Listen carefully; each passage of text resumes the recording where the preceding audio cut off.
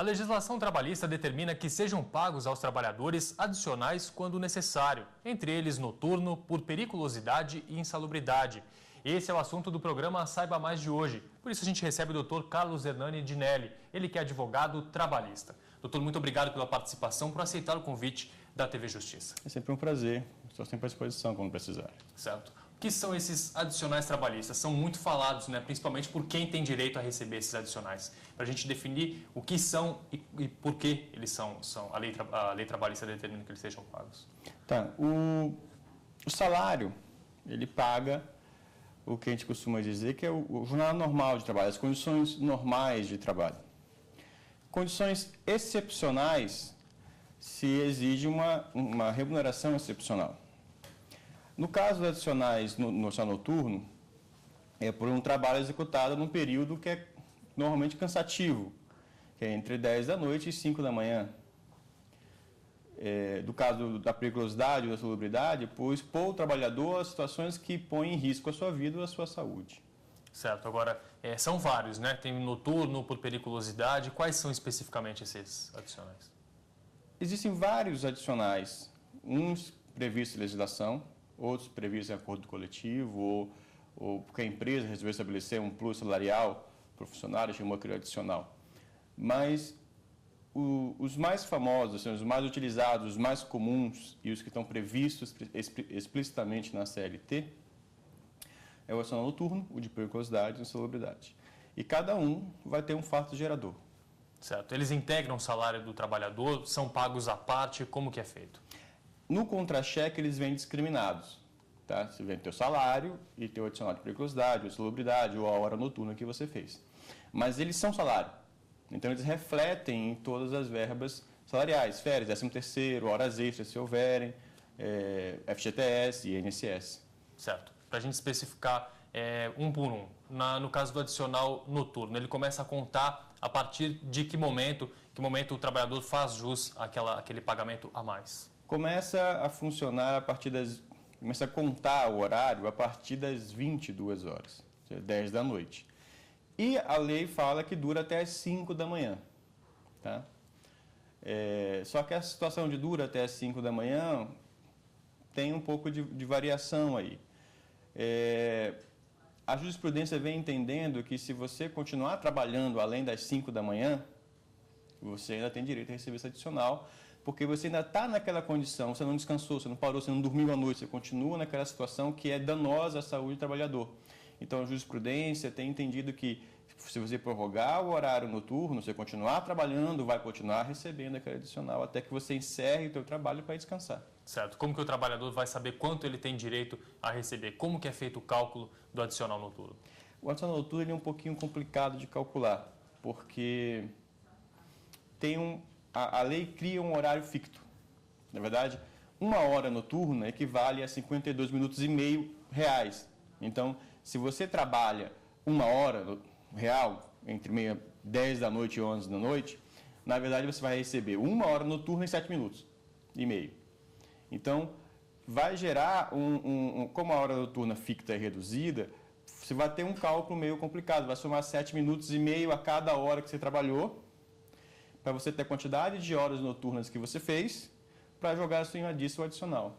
Certo. Agora, a pessoa ela tem que ter esse adicional estabelecido em contrato ou não? Vamos supor que ela trabalhe durante o dia por uma emergência, alguma situação que acontece no trabalho, ela deve ficar até depois das 10 horas. Já faz jus a esse valor? Sim, ele é legal. O adicional está na lei, não precisa estar no contrato de trabalho. Ele está na lei. Então, se você extrapola, você entra no horário noturno, você recebe automaticamente, você entra, começa a contar tanto o horário noturno ficto, aquela hora ficta que a lei estabelece, quanto o direito adicional. Certo. Falando de outro adicional, por periculosidade, como que funciona? Quais são as atividades que fazem jus a esse adicional por periculosidade? São várias situações que podem caracterizar a periculosidade. Isso vai depender da pesquisa, do estudo, do laudo que vai definir se a situação é ou não é perigosa. Mas as mais comuns é risco de explosão, ou seja, trabalhar dentro de uma área de explosão no posto de gasolina. Frentista, por exemplo, recebe porque trabalha numa área de risco de explosão. Trabalhar com risco de choque elétrico, sistema elétrico de potência, as pessoas que trabalham subindo em poste de energia recebem periculosidade porque pode levar um choque a qualquer momento. Quem trabalha com radiação ionizante, quem trabalha com raio-x, tem direito à periculosidade. E tem outras situações menos comuns em que a gente pode enquadrar também como perigosas e que geram o direito adicional. Certo. Aí o cálculo já é um pouco diferente, né? Como que ele é feito? Não, a periculosidade, ele é 40% do salário mínimo. 40%? Do salário mínimo. Né? É o que está na lei. Apesar de que o STF tenha entendido que você não pode usar o salário mínimo, que é inconstitucional usar o salário mínimo como base de cálculo para qualquer outra coisa, ou como indexador para reajuste salarial, por exemplo, segundo a súmula vinculante número 4, mas o fato é que não há outra lei que trate do assunto. Então, o que o TST tem entendido? Por mais que seja inconstitucional utilizar o salário mínimo, a única lei que fala de periculosidade usa o salário mínimo como base. Então, até que venha uma outra lei que altere a base do adicional de periculosidade, ainda vamos continuar usando o salário mínimo. Há exceções? Há, porque você pode estabelecer em convenção coletiva ou em acordo coletivo que a base de cálculo do adicional de periculosidade é o salário base da categoria e não o salário mínimo. Mas, via de regra, o que está na lei e o que funciona para a maioria dos trabalhadores é 40% sobre o salário mínimo. Tá certo. Daqui a pouco a gente volta então a conversar sobre os adicionais. Saiba mais é para um rápido intervalo. Nós voltamos em instantes.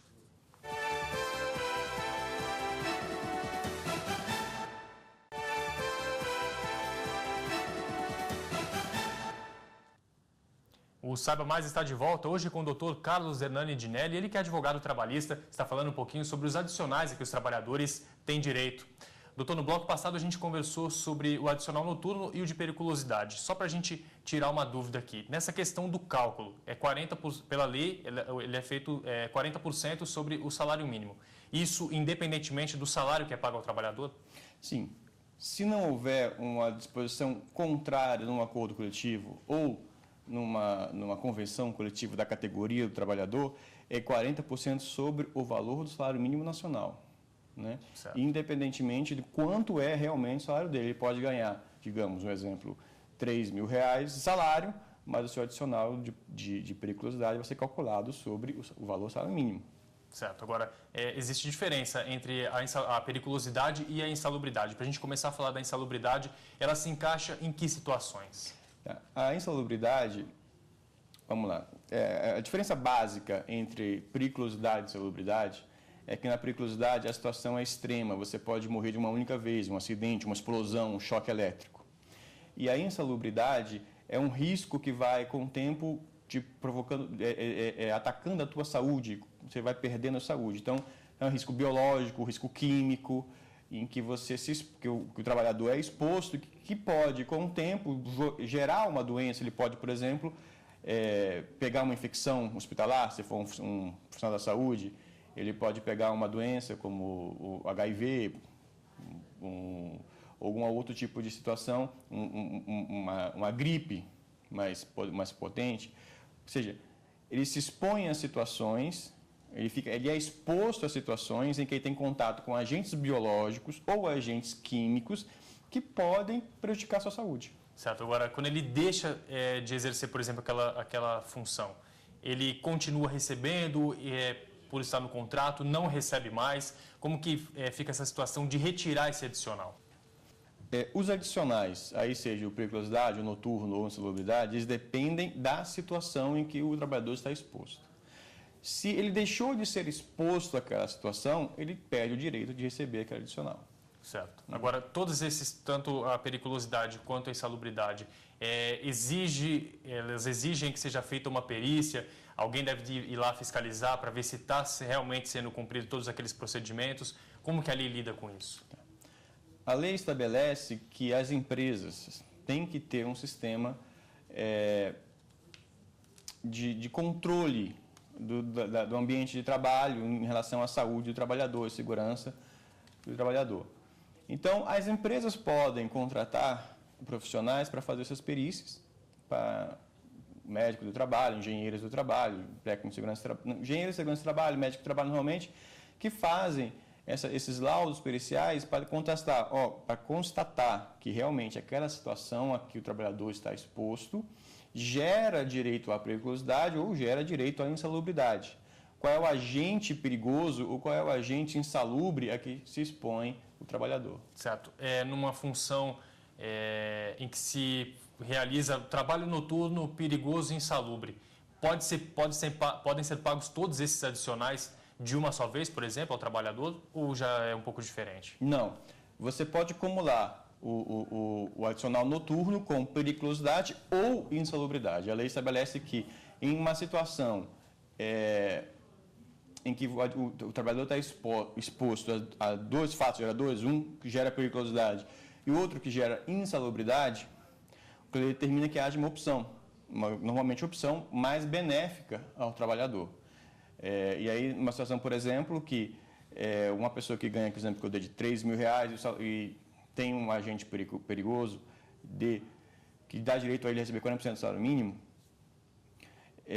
às vezes é mais vantajoso para ele receber 20%, que é a salário média, sobre o seu salário, que vai dar R$600, do que receber 40% sobre o salário mínimo, que vai dar aí R$200, R$300. Certo. As empresas ainda dão algum jeito de tentar não pagar isso ou não? Já é uma coisa que está bem fixada nesse dia a dia das empresas. Como os trabalhadores têm alguma dificuldade em receber isso ainda, doutor? Em situações mais esporádicas. O normal é que as empresas já sabem que aquela situação é perigosa ou é insalubre e já colocam nos seus custos o pagamento desse adicional. Mas em situações mais discutíveis, por exemplo, ainda o trabalhador tem dificuldade de receber aquilo. Recentemente, o que ainda é muito discutido, por exemplo, o motorista de ônibus tem direito à insalubridade por causa do ruído do motor que está do lado dele. Algumas empresas pagam, outras não pagam, você vai discutir isso em juízo, aí vai ser determinada uma perícia do engenheiro de segurança do trabalho para saber se o ruído a que está exposto o trabalhador é realmente insalubre ou não é insalubre. Pessoas que trabalham com instalações elétricas, porque o que a lei fala em relação à periculosidade é que tem direito a trabalhar, a receber a periculosidade quem trabalha em sistema elétrico de potência, né? Ou seja, geração e transmissão de alta voltagem. Mas quem trabalha com instalação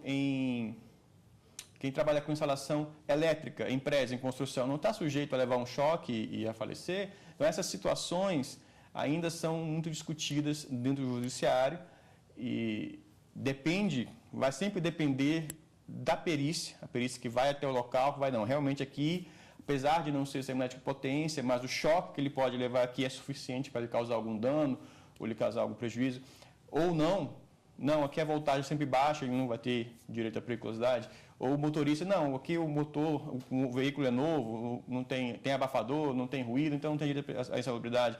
Não, o veículo é velho, o ruído extrapola os limites, então tem direito à insalubridade. Então vai depender muito do caso a caso e do que a perícia indicada pelo juiz vai dizer sobre aquela situação. Tá certo. No próximo bloco a gente fala então um pouquinho mais sobre esse assunto. Saiba Mais vai para um rápido intervalo, a gente volta já já.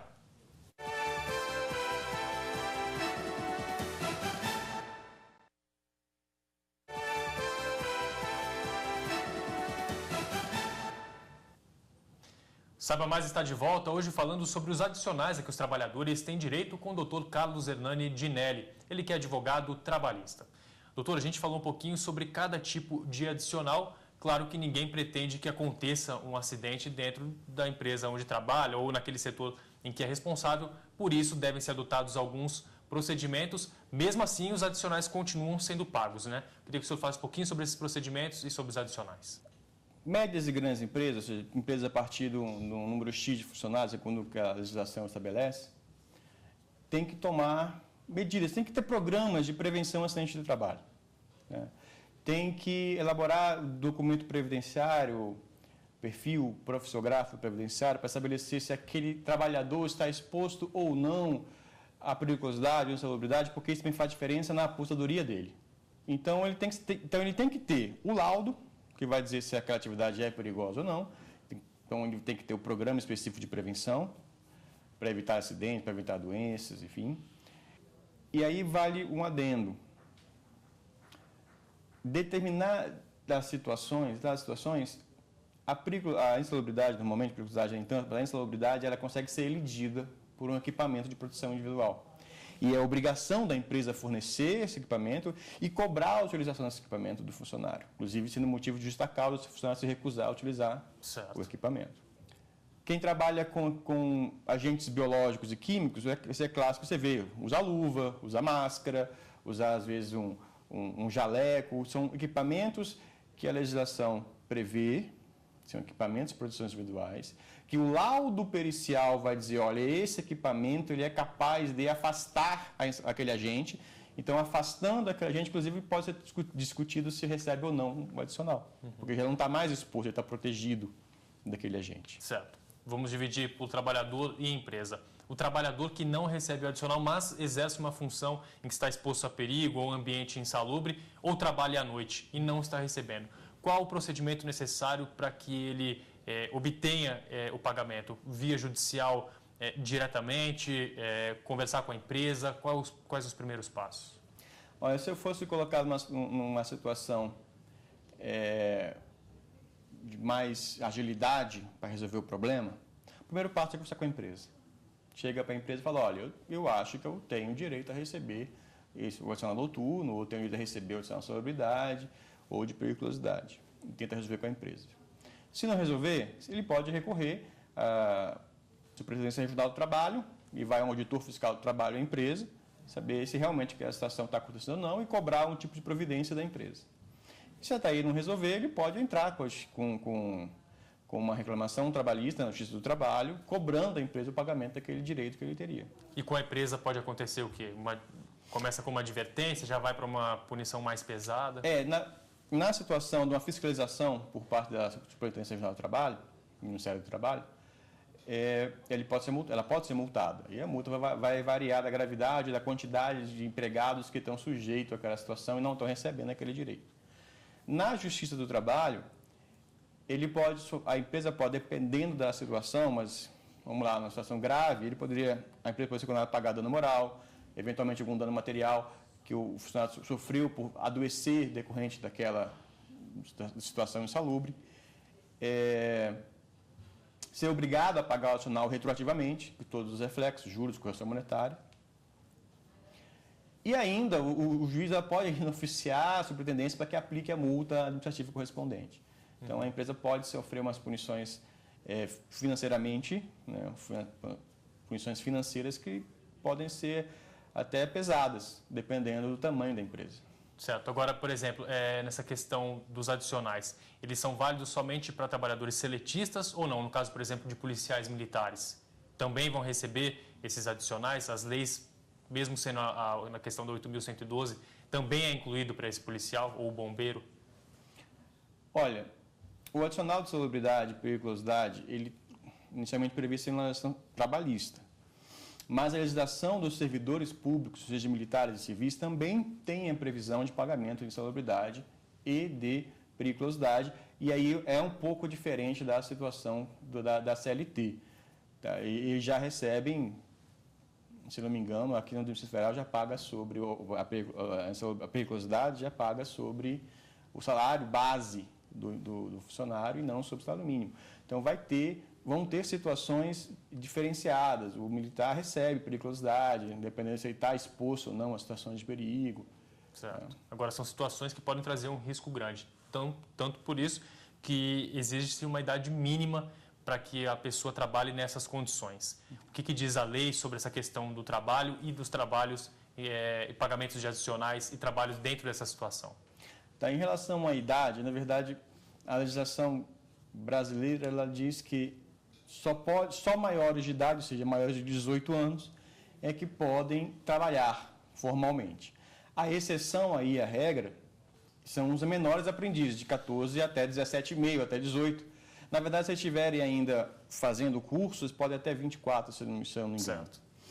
Nessa situação, para os menores aprendizes de 14 a 18 anos, eles não podem ser expostos a insalubridade e periculosidade, e nem trabalho noturno. Então, a lei veda essas situações que são danosas à saúde, imediatamente ou a longo prazo, para os menores. Tá certo. Doutor, muito obrigado então pela participação, por aceitar o convite de vir participar aqui do Saiba Mais. Prazer é todo meu. O Saiba Mais fica por aqui. Até a próxima.